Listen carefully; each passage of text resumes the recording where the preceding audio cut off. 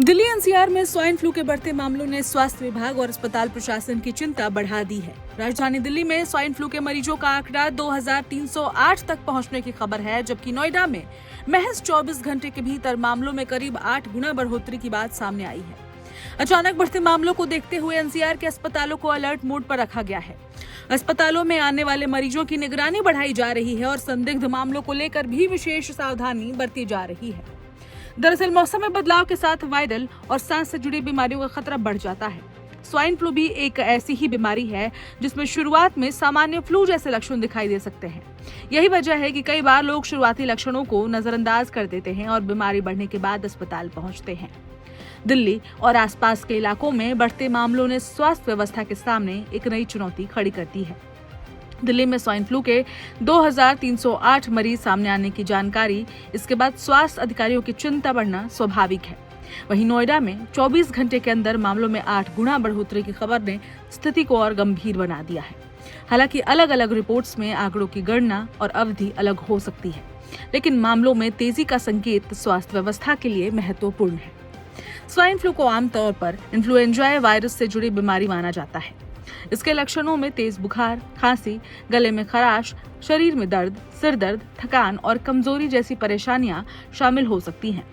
कुछ मरीजों में सांस लेने की परेशानी भी हो सकती है, खासतौर पर बुजुर्गों, छोटे बच्चों, गर्भवती महिलाओं और पहले से किसी बीमारी से जूझ रहे लोगों को अतिरिक्त सावधानी बरतने की जरूरत होती है। एनसीआर के अस्पतालों को अलर्ट मोड पर रखे जाने का मतलब है कि अस्पताल प्रशासन संभावित मरीजों की संख्या बढ़ने को लेकर अपनी तैयारियां मजबूत कर रहा है।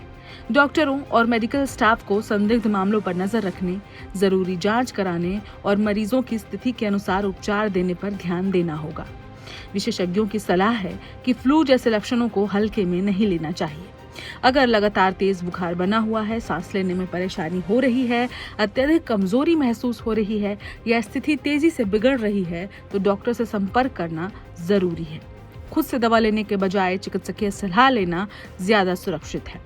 बचाव के लिए भी कुछ सामान्य सावधानियां बेहद जरूरी हैं।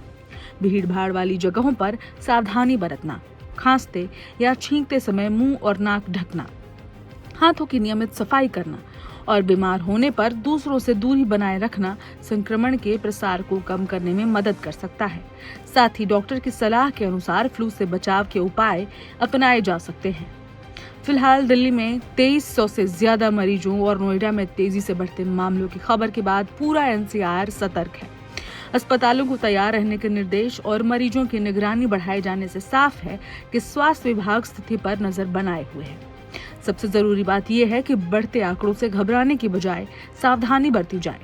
फ्लू जैसे लक्षण दिखने पर समय रहते डॉक्टर से सलाह लें और संक्रमण फैलने से रोकने के लिए जरूरी सावधानियां अपनाएं। दिल्ली एनसीआर में आने वाले दिनों में मामलों का रुझान क्या रहता है, इस पर स्वास्थ्य विभाग और अस्पतालों की नजर बनी रहेगी। और बहरहाल इस खबर पर हमारी भी नजर लगातार बनी हुई है। जैसे नए आंकड़े आते हैं, अपडेट्स आता है, जो भी इस खबर में नया अपडेट आएगा वो आप तक हम पहुंचाते रहेंगे। देखते रहिए वन इंडिया हिंदी। उत्तर प्रदेश में स्वाइन फ्लू के बढ़ते मामलों को देखते हुए स्वास्थ्य विभाग ने प्रदेश के अस्पतालों को हाई अलर्ट पर कर दिया है। हालांकि स्वास्थ्य विभाग का कहना है कि फिलहाल प्रदेश में इस बीमारी का व्यापक प्रभाव तो नहीं है, लेकिन किसी भी संभावित स्थिति से निपटने के लिए अस्पतालों को अतिरिक्त सतर्कता बरतने के निर्देश दिए गए हैं। इसके साथ ही आपको बता दें कि पूरे देश में इस वक्त स्वाइन फ्लू के मामले तेजी से बढ़ रहे हैं। नमस्कार, मेरा नाम है ऋचा पराशर और आप देख रहे हैं वन इंडिया हिंदी।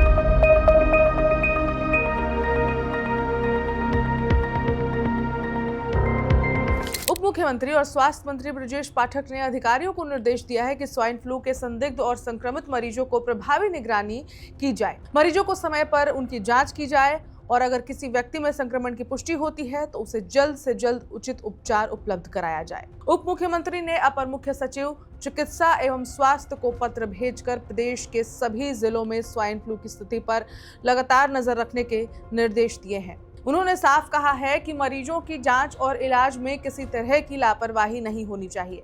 अस्पतालों में जरूरी दवाओं की उपलब्धता भी सुनिश्चित की जाए ताकि जरूरत पड़ने पर मरीजों को तत्काल उपचार मिल सके। स्वास्थ्य विभाग की ओर से अस्पतालों को ये भी निर्देश दिया गया है कि संदिग्ध मरीजों की नियमित निगरानी की जाए, अस्पतालों में जांच और उपचार की व्यवस्थाओं की लगातार समीक्षा की जाए और संक्रमण को फैलने से रोकने के लिए जरूरी कदम उठाए जाएं।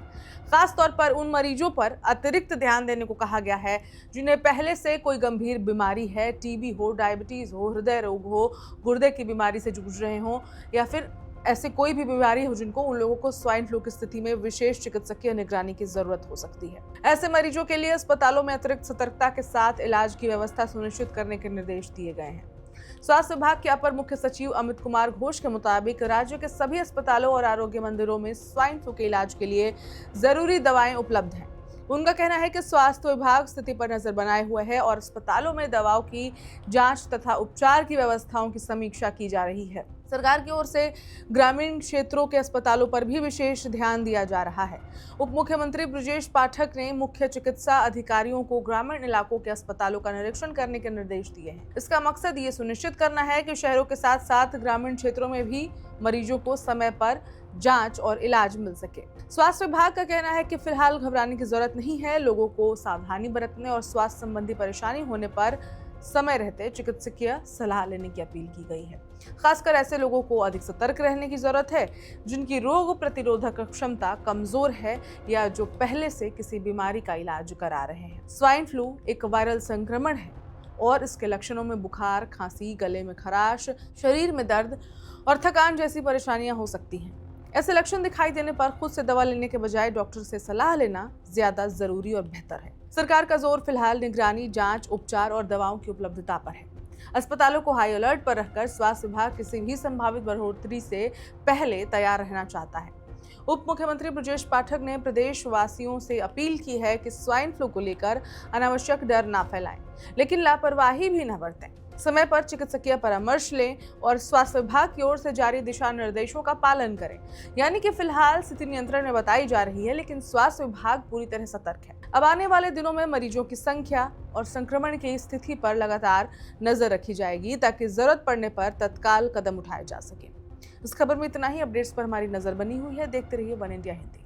हर साल मानसून के मंथ में, बरसात के महीने में उनके केसेस बढ़ते हैं और कुछ देर तक बुखार रहता है, फिर ठीक हो जाता है। बॉडी एक्स और खांसी कभी कभी कुछ हफ्ते भी रह सकती है। इसलिए आई थिंक पैनिक की इशू नहीं की कोई ज़रूरत नहीं है, लेकिन we are seeing more cases than what we usually see during the monsoon months. ज़्यादातर जो केसेस हैं वो जुकाम, नज़ला, फीवर, बॉडी एक्स की हैं, जो हम कहते हैं अपर एयरवे की प्रॉब्लम है। कुछ लोगों में ये जो इन्फेक्शन है वो लोअर एयरवे में चले जाती है, सांस की नाली के साथ लंग्स में चले जाती है। दिल्ली समेत देश के कई हिस्सों में इन दिनों स्वाइन फ्लू यानी कि H1N1 इन्फ्लुएंजा के मामले बढ़ रहे हैं।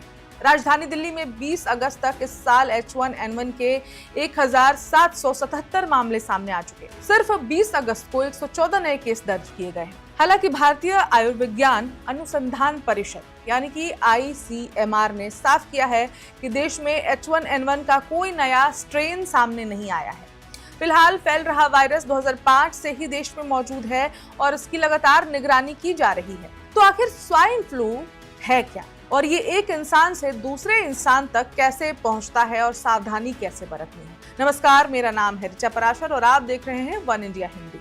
H1N1 एक इन्फ्लुएंजा वायरस है जो मुख्य रूप से श्वसन तंत्र को प्रभावित करता है। इसे आम बोलचाल में स्वाइन फ्लू कहा जाता है। इसके लक्षण सामान्य फ्लू जैसे ही हो सकते हैं। बुखार, खांसी, गले में खराश, सिर दर्द, शरीर में दर्द, थकान और कमजोरी। ज्यादातर मामलों में मरीज उचित आराम और इलाज के साथ ठीक हो जाते हैं, लेकिन छोटे बच्चों, बुजुर्गों और गर्भवती महिलाओं और पहले से किसी बीमारी से जूझ रहे लोगों में गंभीर संक्रमण का खतरा हो सकता है। अब ये समझिए ये वायरस फैलता कैसे है। जब H1N1 से संक्रमित व्यक्ति खांसता है, छींकता है या बात करता है तो उसके मुंह और नाक से निकलने वाली संक्रमित सांस की बूंदों के जरिए वायरस आसपास के लोगों तक पहुंच सकता है। खासकर बंद और भीड़ भाड़ वाली जगहों पर संक्रमण फैलने का जोखिम बढ़ जाता है।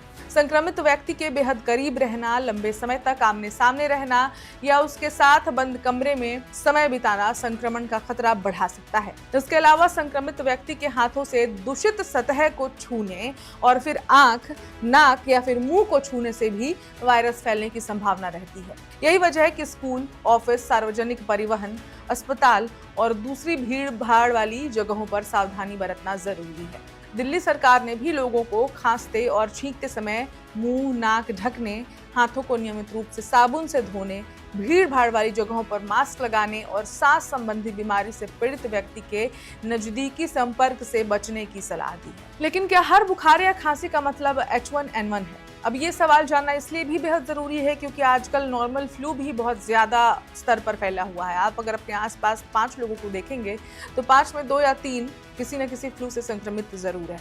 तो इसलिए जो सामान्य लोग हैं वो देखकर घबरा भी जा रहे हैं। तो इसका जवाब है कि हर खांसी या बुखार का मतलब H1N1 नहीं है। सामान्य फ्लू और कई दूसरे वायरल संक्रमणों से भी मिलते जुलते लक्षण हो सकते हैं, इसलिए केवल लक्षण देखकर खुद से H1N1 की पुष्टि करना सही नहीं है। अगर बुखार, खांसी लगातार बनी रहे, हालात बिगड़ रही हो या सांस लेने में परेशानी हो तो डॉक्टर से सलाह लेना जरूरी है। गंभीर मामलों में इन्फ्लुएंजा से निमोनिया और सांस से जुड़ी दूसरी जटिलताएं हो सकती हैं। दिल्ली के कुछ अस्पतालों ने ऐसे मरीज भी देखे हैं जिनमें गंभीर श्वसन संबंधी समस्याएं विकसित हुई। हालांकि इस समय सबसे जरूरी संदेश है सतर्क रहें लेकिन घबराएं नहीं। ICMR के मुताबिक वर्तमान H1N1 वायरस कोई नया या अचानक सामने आया वेरिएंट नहीं है। वैज्ञानिकों ने यह भी कहा है कि मौजूदा वायरस वैक्सीन में शामिल अनुशंसित स्ट्रेन से मेल खाता है। इसलिए बचाव का सबसे आसान तरीका है हाथ साफ रखें, खांसते या फिर छींकते समय सावधानी बरतें, भीड़ में जरूरत के अनुसार मास्क का इस्तेमाल करें और बीमार होने पर दूसरों से दूरी बनाकर रखें, यानी कि खुद से भी अपने सोसाइटी के लिए थोड़ा सा कंट्रीब्यूट करें। और अगर आपको तेज बुखार, लगातार खांसी, सांस फूलना, सीने में दर्द, अत्यधिक कमजोरी या फिर हालत बिगड़ने जैसे लक्षण दिखाई दें तो बिल्कुल भी देरी ना करें और चिकित्सकीय सलाह लें। याद रखिए H1N1 से बचाव में जागरूकता सबसे बड़ा हथियार है। डरने की नहीं, यहाँ सावधान रहने की जरूरत है और ध्यान देने की जरूरत है। साथ ही इस खबर को, इस वीडियो को ज्यादा से ज्यादा लोगों तक शेयर कीजिए ताकि H1N1 की जो जानकारी है वो ज्यादा से ज्यादा लोगों तक पहुंच पाए और सावधानी बरती जाए। Subscribe to One India and never miss an update. Download the One India app now.